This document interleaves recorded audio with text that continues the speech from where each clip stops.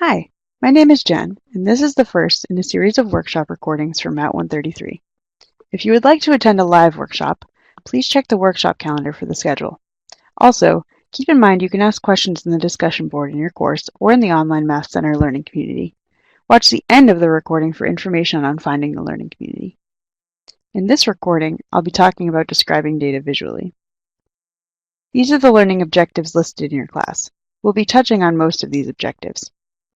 First, some vocab. Univariate data is data involving one variable, and bivariate data is data involving two variables. Let's look at some characteristics of univariate data. The first characteristic is measurement. Here we see some of the things you may want to consider when thinking about measurement. Some of these things involve the type of data that we have, but we also want to think about how things like missing data or different sampling methods may affect the information you can present. The next characteristic is center. Center describes the middle of your data. Variability is essentially how spread out our data is. Finally, we may want to know about the shape of our data. Is it symmetrical or skewed? If there are more large values or more small values, we have skew. Let's look at the first of our learning objectives, making a stem and leaf or a dot plot. So here's a set of data that I've already put in ascending order. This is what the stem and leaf plot would look like for this data. Let's break this down. The first value, 88, has a stem of 8 and a leaf of 8. The stem is the amount of tens that the number has, and the leaf is the number of ones. Continuing with this idea, we see that 89 will have a stem of 8 and a leaf of 9. And that's all we needed for the first row. 90 has a stem of 9 and a leaf of 0. Then we had 94, and we have 99. And we're already done with half of our stem and leaf plot. By breaking up the tens from the ones, we've already done 5 of our different values. But now we have 100, so now we actually have 10 tens and 0 ones. 106 works a similar way. We have 10 tens again, and this time we have 6 ones for the leaf. So we will now be done with 3 of the rows of our stem and leaf plot. And for 110, we have 11 ones, which is our stem, and then 0 ones for the leaf. And we have another 110. So notice that 110 for the second one did include another 0 in the leaf side, even though this was a duplicate number. We don't need to do this for stems, but it's a common practice to do this for the leaves. Finally, we have 119, which can be broken into 11 tens and 9 ones. And that's our entire stem and leaf plot. Here's the same stem and leaf plot that we just created. So now let's look at stem units and leaf units. As we mentioned before, the stems of this plot showed the amount of tens that there were, and therefore the stem unit is 10. The leaves were the ones, which makes the leaf unit 1. What's cool about the stem and leaf units is that we can use them to figure out the original numbers. If we take the stem of 8 times its leaf unit, which was 10, we get 80 if we multiply those. Adding that to the first stem, which is 8, times its leaf unit, which is 1, we get 88, which is our first number. Here's another example where we have some decimals, so they're definitely not going to be tens for our stem unit this time. In fact, so this one has a stem unit of ones, which, or the stems are 1, so the stem unit will be 1. And the leaves are in tenths, so our stem unit will actually be 0.1. If we multiply the stem unit by the stem and the leaf unit by the leaf and then add those together, we can get back our original numbers. And stem and leaf plots, we want to remember, are exploratory data analysis tools which can reveal center and spread, but they might not be the best option for describing either. Next, let's look at creating dot plots. The first step to creating a dot plot is to sort the numbers in ascending order. Our next step is to create a number line that will cover the values that are in the dataset. And the third and final step is to use dots to tally our numbers. Here's some data that I've already sorted in ascending order. I've already completed steps 2 and 3 here as well. And you can see with this dot plot that I had 3 5s in my data because we have 3 dots above the 5. I've actually also drawn a curve over my dot plot, and this is not necessary, but will give us an idea of the shape of our data. We're going to talk about shape more soon. Dot plots, though, will also allow us to see not only shape, but variability in center as well. Next, let's take a look at making a frequency distribution for a dataset. I'm going to discuss the steps of doing this by hand, but this is often done with technology, particularly when there's a lot of data. The first step in creating a frequency distribution is to sort the data in descending order. Next, we need to choose how many bins we will use. We will discuss bins more momentarily. But next, we're going to determine the bin limits and organize our data into bins. Finally, we're going to create the table with our frequencies. So let's try an example. Here's a set of data that is not yet sorted into ascending order. So I actually went ahead to use Excel to sort this with the sort and filter button, which I've included a screenshot of here. If you do this by hand, just be careful that you make sure to include all of your numbers. It may be helpful to cross them out as you go. So here's my data in order. Next, we have to choose the number of bins that we're going to use. So this is a formula that will allow us to calculate how many bins to use based on the sample size of our data, and this is called Sturge's rule. Here's a table that will show the number of bins to use based on various sample sizes. These are rounded values. We can't have a decimal for sample size or for a number of bins, so these values won't always come out to whole numbers when we use the equation, so we had to round. So our data set had 20 values, so we probably want to use 5 or 6 bins based on Sturge's rule. But the question becomes, should we always follow Sturge's rule? And the answer to that is no. We can actually decide what will make the most sense for our data and use the amount of bins we want. It's a good idea to avoid empty bins as much as possible, and we're going to see what this means soon. The next step was to determine our bin limits. This equation allows us to calculate the bin width, which is used when creating bin limits. It tells us to take the bin width, to get the bin width, we take the maximum value minus the minimum value and divide that by the number of bins that we would like to use. So my maximum value was 37 and my minimum value was 3. I used 5 as the number of bins I would like to use, and the equation gave me 6.8 for a bin width. But here's a few tips. First, round the bin width up. We also want to set the lower limit of the first bin as a multiple of the bin width. And you can try various bins in order to cover your data. I chose to round 6.8 up to 7 to use 7 as my bin width. So next I'm going to organize my data into bins.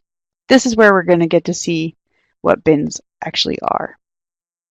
And a quick note, our bins will behave like histogram's Excel option, and that means that we're going to exclude our lower limits of the bin and include the upper limits. This is how bins can be written on the right. Essentially what we want to do is put our data in different groups, which are the bins, and count how many values we had that were in each bin. This is similar to the idea of tallying that we did with dot plots, but now the bins may represent more than one number. As we can see here, I started with 0 for the first bin, and then I went up by 7. Each bin begins where the last bin left off. And an important note is that the round brackets, the parentheses, will mean that we are excluding the number on that side, and the square brackets mean we will include that number. So let's start to organize our values to see an example of how this works in action. Because we've already sorted our data in ascending order, it's easy to see that 3, 4, 5, and 7 belong in the first bin. These numbers are all between 0 and 7. Remember, the notation tells us we're not including 0 if we have any zeros, but we will include 7, which is why 7 is included here. In our next bin, we have 10 and 13. And notice the 7 is not included in this bin. The reason that we have to do this is so we don't double count our numbers. In the third bin, we've got 15, 16, 17, 18, and 19. Then we have 23, 23, 27, and 27. And 30, 32, 32, and 33 for the next bin. And for the final bin, we have just 37.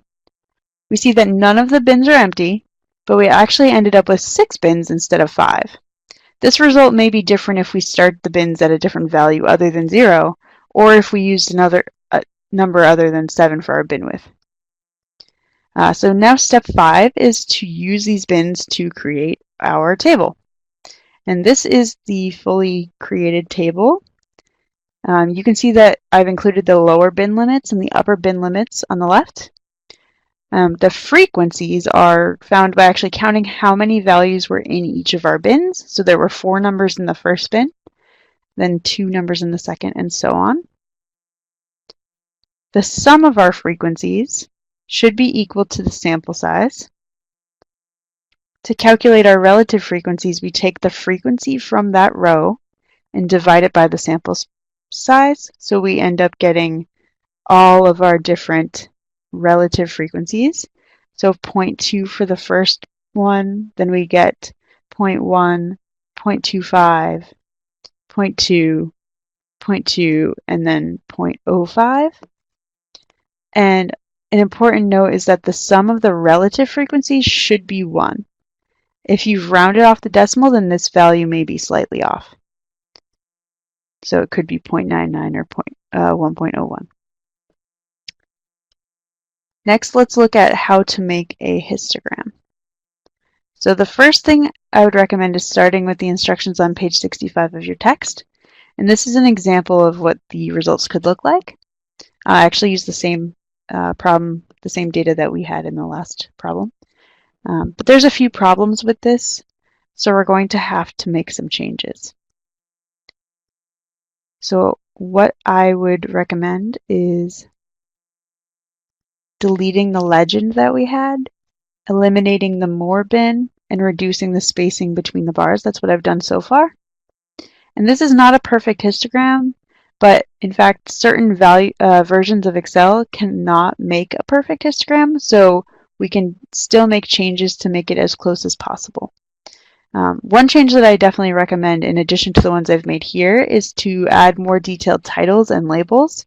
And I didn't do this because I didn't have a real-life problem to base my problem on. A little tip, though, is to get rid of the spaces between bars. We can right-click a bar, click Format Data Series, and change our gap width to 0. You also want to make sure you don't include too many or too few bars.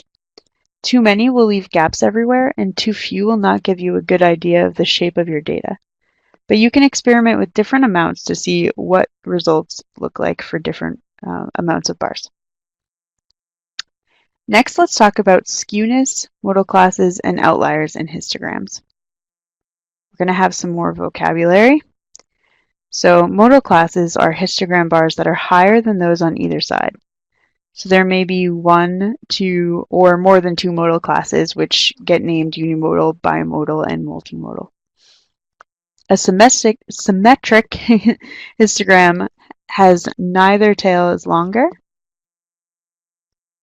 A right-skewed or a positively skewed histogram will have a longer tail on the right side, and a left-skewed or negatively skewed histogram will have a longer tail on the left side. Outliers are values that are very far away from the majority of your data. So here's a histogram that's symmetric. We can see it's not perfectly symmetric, but the tails are almost exactly the same size. The shape is sometimes called a bell-shaped curve or a normal curve. So on the left here, we have a left-skewed distribution, and we can see that the tail on the left is longer than the tail on the right.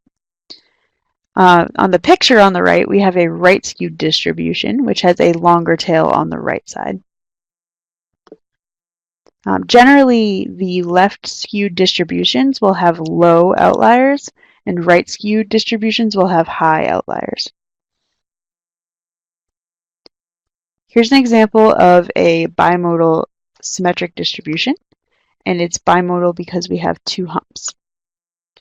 If you go to page 67 of your text, you can see even more examples of distributions, different types. Next, let's talk about making effective line, column, and pie charts.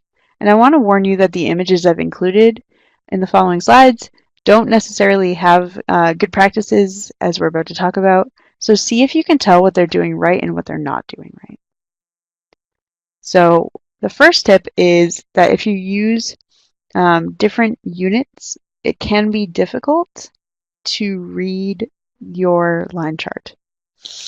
It may be better to separate your visual into two separate line charts. You don't want to use too many variables because it adds clutter, which can be distracting. We don't want to use vertical grid lines, and if we do use horizontal grid lines, we want to use a light color or dotted lines to increase the spacing and increase the spacing between our grid lines. Your numerical values should be on the y-axis, and time should be on the x-axis with time increasing. We want to omit numerical labels on your lines and keep the lines thin. Finally, we want to use a 0, starting at 0 for our y-axis, and we're going to talk about this more pretty soon. Next, let's look at some column charts. So the first tip for column charts is that numerical values will always go on your y-axis, and you'll have usually categories on your x-axis. If you have a time series, time will be on the x-axis with time increasing. And you want to consider putting numerical values at the top of each bar, but avoid doing this if it will not be legible. Again, you want to avoid dense grid lines. The same rules that we had for line charts will apply here as well. On to pie charts. So pie charts, we want to keep between 2 and 5 slices and make sure that the slices are labeled. We only want to use pie charts to show data that sums to a total and never use it for time series data. You want to use pie charts to get a general idea of your data. And 2-dimensional pie charts are better because 3D pie charts can be hard to read. Sometimes it can be hard to compare slices with 3D pie charts as well. Color is generally preferred when you have pie charts, but be sure to think about your audience. For example, if you have colorblind people in the audience, the colors may be hard to distinguish from one another. Be aware that in Excel, your labels may become difficult to read. And that's all for pie charts. So now let's look at making and interpreting a scatter plot. So here's an example of a scatter plot. Let's look at some of the features together. So on the x-axis, which is at the bottom, we have what's called the predictor variable, and on the y-axis we have the response variable.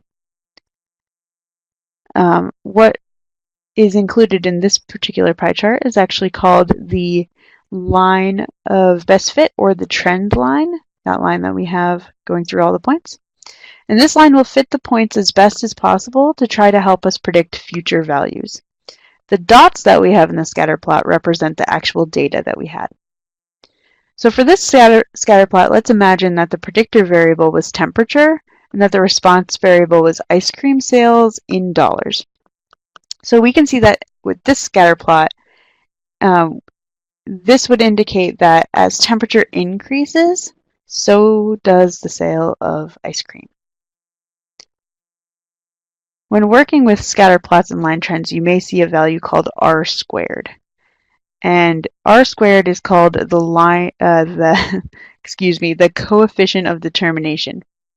It's a value that's always between 0 and 100%, but sometimes it's written as a decimal. 0% will mean that the model explains none of the variability of the response variable, and 100% means it explains all of it. Essentially, the most important thing to know about R squared is that the higher it is, the better your model or your line will fit your data. And we've now neared the end. So finally, we're going to take a look at some deceptive graphing techniques, and as we look at these, consider whether you've seen these being used before. So first we have the concept of a non-zero origin. So in this graph, I have the frequencies of different values that I made up shown here. So you can see that my y-axis does start at 0. So here's the exact same data, but I've changed the y-axis to start at 2. So notice how now it looks like we don't have any 2s or 9s at all, and it's hard to tell that we have 1s, 5s, or 6s. That's pretty confusing. So this is definitely manipulative. Sometimes this is a practice that may be used to overemphasize a pattern, and it's definitely a bad thing to do. Next we have aspect ratio. So here's the example. This is our starting line chart. If we stretch out this chart, the increasing values don't seem to be as dramatic. But on the other hand, if we squish our line chart, it makes it look like the line rises much quicker. These two are not good aspect ratios. If you're creating graphs in Excel, though, it's good to keep the default aspect ratio. And one little tip is to hold Shift while you drag the corner of your graph in Excel, and that will help it to keep the same aspect ratio while you're resizing your graphs. Another bad habit is to use too many distracting pictures. It's best to avoid this because they will detract from the main point you're trying to convey. Graphs with pictures are usually suited better for young kids who are trying to learn to read graphs. 3D graphs, as we mentioned when we were talking about pie charts, can be distracting and hard to read. The same will apply to any type of 3D chart. It's tempting, but let's avoid them. Rotated graphs are also not ideal, as it may seem that the bar or section of the line that's closest to you is more significant than it actually is. Unclear labels are another deceptive graphing practice. We want to make sure when we have units that the units are included in the graph and be specific about it. Are we measuring weight in pounds? When we include dollar amounts, did you make sure to label if it was sales or profit or revenue? When we have percentages, you want to specify what your percentage is of. We want to include labeled tick marks.